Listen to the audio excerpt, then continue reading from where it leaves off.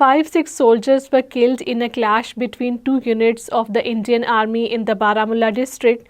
According to sources, the incident took place on the intervening night of the April 25th and 26th at the Japala bridge near the line of control. According to sources, 185 Border Security Force personnel deployed in the Baramulla opened fire on the 13th 6th Light Infantry Regiment of the 12th Brigade, resulting in the death of the 5-6 soldiers. The defense experts say that this incident is a clear indication of the panic in the Indian Army. According to sources, there is an intense anger and resentment among the 6 soldiers.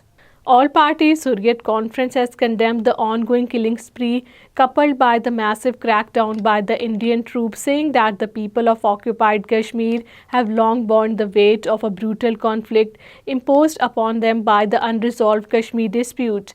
APHC spokesman Advocate Abdul Rashid Minhas, in a statement issued in Srinagar, said, "Among the most horrifying manifestations of the unresolved crisis are the recurring extrajudicial killings carried out by the Indian forces with impunity." An MA female student from the occupied Kashmir was molested outside the Jamia Millia Islamia University, gate number 8 in the Indian capital New Delhi, notorious as a rape capital. The incident was reported to the Jamia Nagar police station after a call was received about a man misbehaving with a woman near the university's gate. Congress leader Ghulam Ahmad Mir has questioned the New Delhi's motive behind the abrogation of Article 370, stating that the decision was more of a political than an attempt to eliminate the resistance in the occupied Kashmir.